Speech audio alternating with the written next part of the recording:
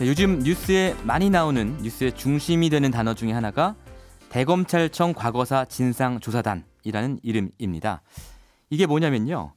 2017년 12월에 법무부가 검찰 과거사위원회라는 걸 만들었고 그 산하에 실무조사기구를 만들었는데 이게 바로 대검 과거사 진상조사단입니다. 진상조사단은 그동안 이제 검찰의 과거사 사건 17개를 조사했는데요. 그러니까 목적은 이거죠.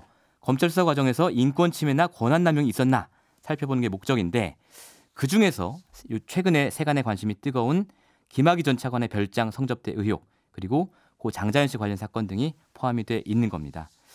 예정대로였다면 3월 말까지가 조사 기한이었지만 어제 2달이 연장이 됐습니다. 그래서 오늘은 이 대검찰청 과거사 진상조사단의 총괄팀장 맡고 계시는 김영일 변호사 연결해서 두 사건에 대한 얘기 나눠보겠습니다. 변호사님 안녕하세요. 네, 안녕하십니까. 어제 이제 다행히 연장이 되긴 했습니다만 이 2달이 충분하다고 보시나요? 사실 더 많은 시간을 예. 연장해 줄 것을 요청을 했었고 예. 특히 용산 참사 사건 같은 경우에는 팀이 너무 뒤늦게 합류를 했기 때문에 예.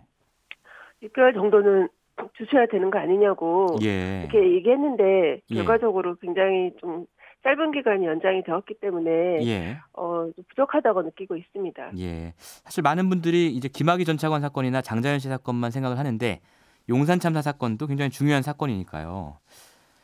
근데 이제 특히 죄송합니다. 용산 참사 사건 같은 경우에는 지금 대통령께서 지시한 수사 대상에 는 그 버닝썬과 장자연 사건 그리고 또 김학의 사건이 이렇게 세 사건만이고 용산 참사는 제외되어 있기 때문에 그런 점에서 더욱이 좀 시간이 적다는 게 문제가 되는 것 같습니다. 그러네요. 예.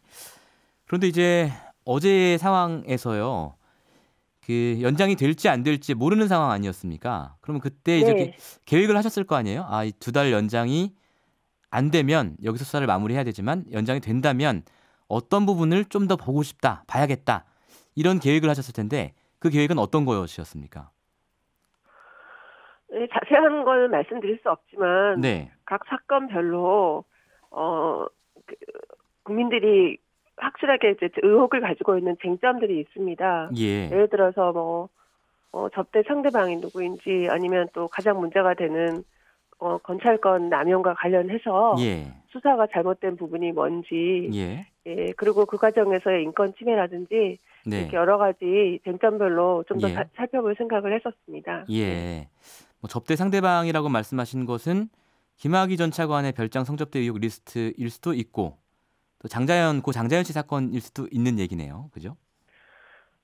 둘 다 해당이 된다고 할 수 있겠습니다. 어쨌든 그런 부분에 대해서 국민들이 굉장히 관심이 높고 그런 걸 밝혀야만 그 과정에서의 불법이라든지 이런 부분이 밝혀질 수 있어서 유심히 들여다봐야 될 쟁점 중에 하나인 것은 틀림없습니다. 그렇죠. 근데 이제 제대로 밝히려면 사실은 수사권이 있으면 좋은데 불행히도 이제 조사단은 수사권이 없지 않습니까? 강제 수사권이요. 그래서 김학의 전 차관 같은 경우에도 소환을 했는데 응하지 않았고요. 2달 동안 연장이 됐다고 해도 같은 상황이잖아요. 뭔가 이 상황을 타개할 만한 묘안이 있으신가요?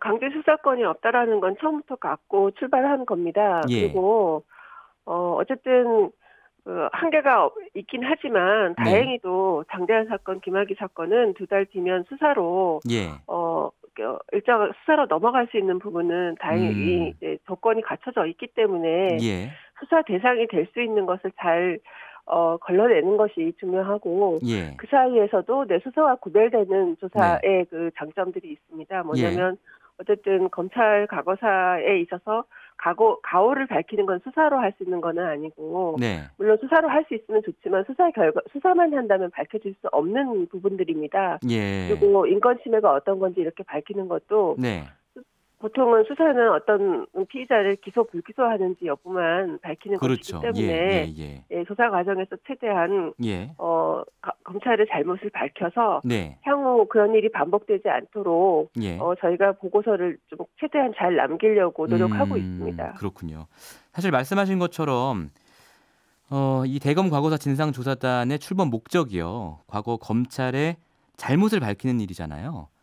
네, 그렇습니다. 예, 검찰의 잘못은 근데 수사로 이어질 만큼 범죄 혐의까지는 안 될 수도 있으니까 조사단의 역할이 굉장히 중요한 것 같습니다.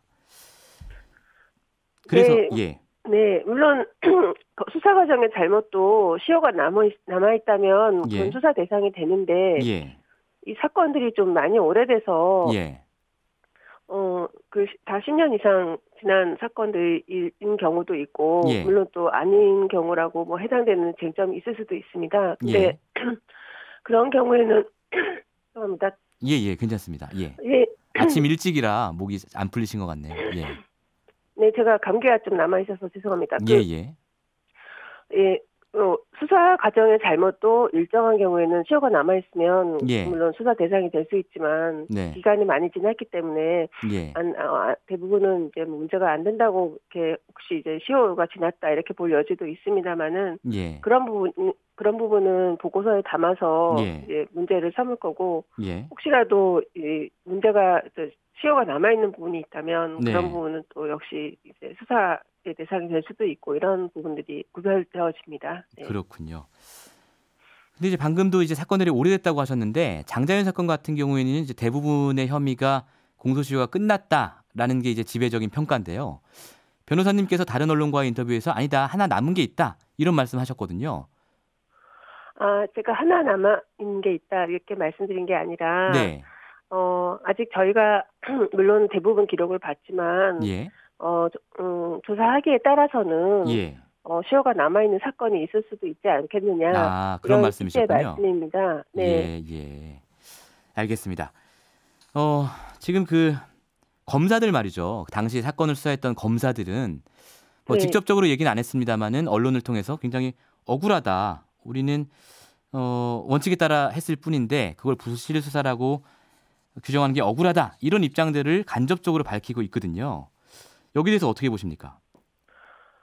당사자들은 그런 말을 하고 싶거나 할 수 있겠지만 객관적인 그 검증은 또 다른 문제이고 그거는 주관적인 판단이라고 할 수 있다고 생각합니다. 검사들 얘기는?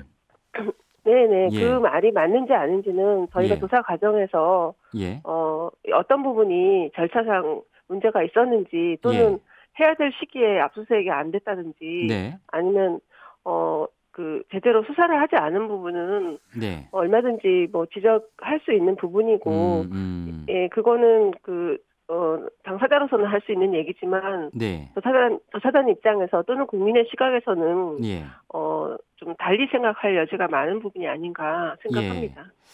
어제도 그 KBS 보도를 보니까 그 김학의 전 차관 사건에서 원본 동영상을 갖고 있는 사람에 대한 영장을 검찰이 4번이나 불청구했다. 이런 뉴스가 나오더라고요. 이런 뉴스가 나오면 이제 당시에 그 검찰 영장을 불청구했던 검사 이런 사람들도 막 불러서 조사하고 그러시는 거예요? 네, 그 보도에 대해서 확인해 드리기는 어렵지만 영장 그런 부분에 대해서도 저희가 그런 내용이 있다면 당연히 조사를 해야 됩니다. 네네. 그럼 검사들은 이 조사에 잘 응하고 있습니까 지금? 그런 부분은 좀 자세히 말씀드리기는 어렵지만 당연히 당시 수사 검사들은 어느 사건이나 다 조사 대상이 됩니다. 그렇군요.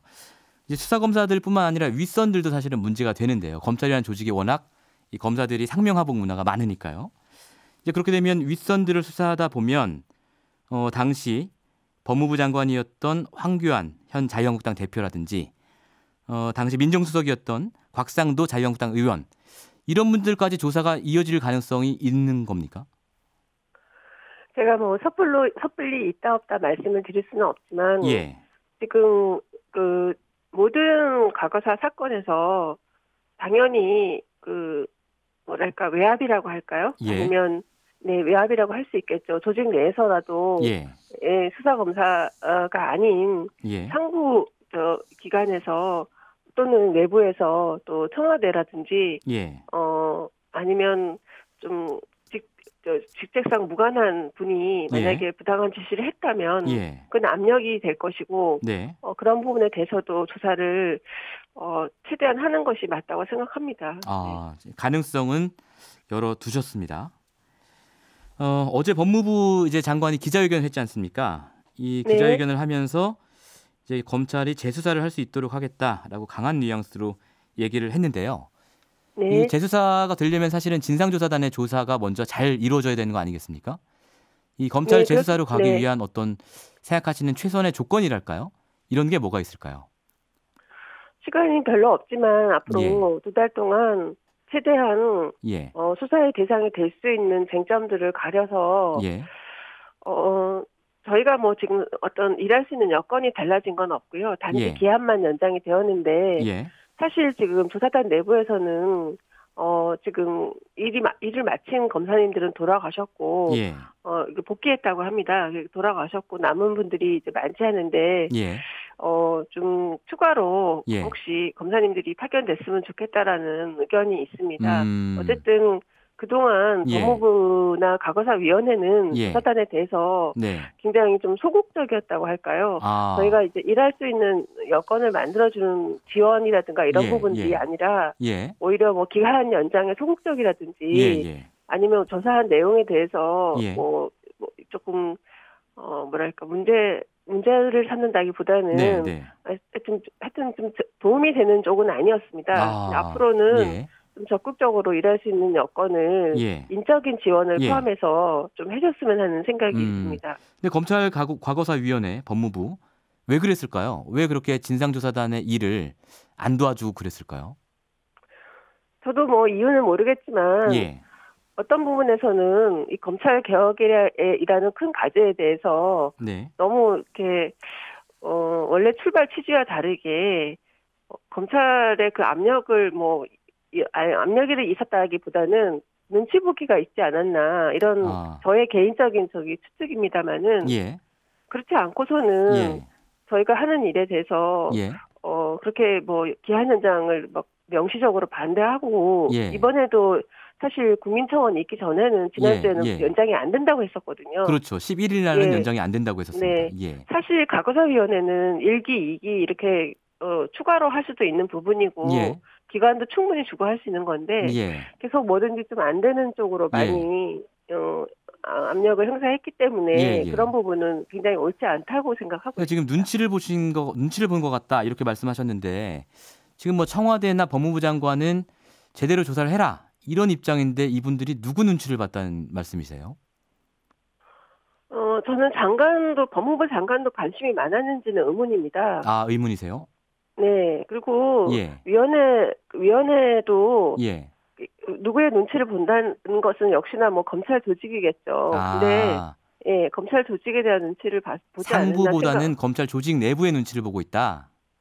네, 오히려 문재인 대통령은 가장 누구보다도 검찰 개혁의 의지가 높다고 저는 평가하고 검찰 과거사도 현 정권 들어 처음 역대 정부에서 처음 하는 겁니다. 그렇습니다. 네, 근데 오히려 위원회가 역할을 제대로 못했고 그렇기 때문에 이번에 과거사위원회가 그 결과적으로 기한 연장을 거부한 상태에서 안 한다고 한 상태에서 오히려 대통령이 나서서 수사를 해야 된다고 말하는 그런 굉장히 희한한 상태가 연출이 됐는데 그거는 정부 조직 전체로 봤을 때는 굉장히 잘못한 것이 아닌가 법무부나 위원회가 그런 생각이 듭니다. 물론 대통령 때문에 연장한 것은 아니고 국민청원이 장대한 사건만 해도 60만 명이 넘어가고 윤지호 씨라고 하는 중요한 인물이 나왔기 때문에 여론의 방향이 확실히 달라진 것이 더 국민 여론을 눈치 본 것이지만 지금 위원회는 그런 점에서도 참 잘못했다고 생각하고 있습니다.